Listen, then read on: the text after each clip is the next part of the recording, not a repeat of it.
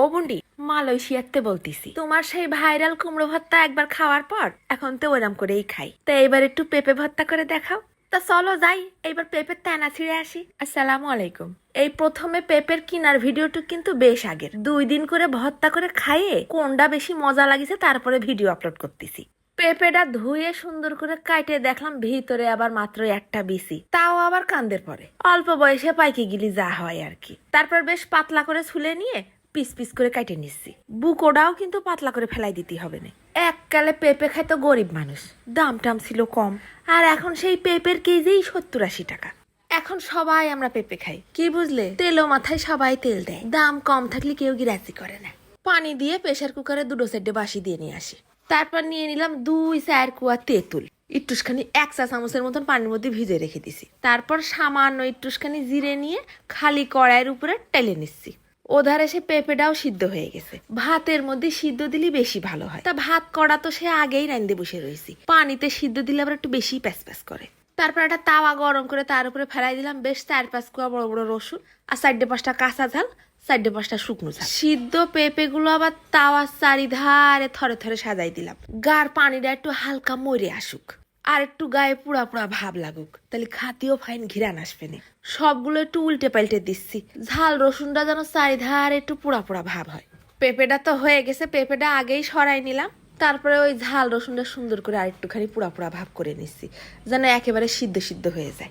তেঁতুলটাও ভিজে গেছে, বিচিগুলো তুলে ফেলাই দিলাম। আর 1 চামচের মতন তেঁতুলের কাঠ বেরোইছে। বেশি পরিমাণ তেঁতুল কিন্তু দেওয়া যাবে না। বাটনার মধ্যে আগে জিরেটা গুঁড়ো করে নেব। এই বাটনাটা কিনে ফাইন সুবিধা হয়েছে। আমি তো এমনি ভর্তা খাওয়া হাড় হাবাইতে মানুষ, ভর্তা টর্তা খাতে একটু সুবিধা হবে না। তারপর ওই রসুনগুলোও নিয়ে সুন্দর করে ছেঁচে নিচ্ছি। 2 রকমের ঝাল পুড়াই নিছি। আজকে ঝাল খেয়ে জীবন দিয়ে দেবো। সামান্য একটুখানি নুন দিয়ে ঝালগুলোরেও ডলে নিচ্ছি। বাহ, ঝাল ডলতে হাতেও লাগলো না, হাতও জ্বললো না। এ কনে ছিল এতদিন? তারপর দিয়ে দিছি ওই সিদ্ধ পেঁপে। নুনটা মনে হচ্ছে একটু কম হয়ে গেছে, খানিকটা নুন দিয়ে তেঁতুল কাটটুক দিয়ে দিলাম। আর দিয়ে দিছি বেশ বড় বড় দামড়া দামড়া করে কেটে পিঁয়াজ। ভাত খাওয়ার সময় গালে পড়লে বেশ রোমান্টিক লাগবে না। খানিকটা ধনে পাতা কুচি দিয়ে দিছি। এখন আর বেশি ডইলে ঘষে মাখানোর দরকার নেই, আলগোসে মাখাই নিলেই হবে না।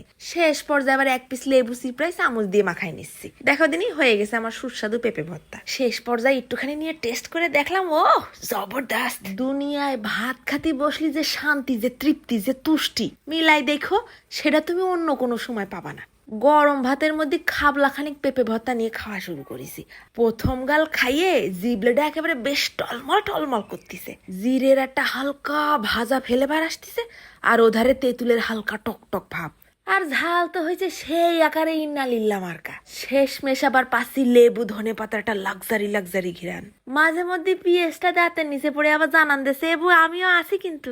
এক পেঁপে ভর্তার মধ্যে সকল রকমের ফ্লেভারের ফুল প্যাকেজ। অন্য কোনো তরকারি তোমার ছুতেই দেবে না, মনে থাকবে না যে আজকে পেঁপে ভর্তা দিয়ে কটা ভাত খাইলাম। চলে যাচ্ছি, ধন্যবাদ।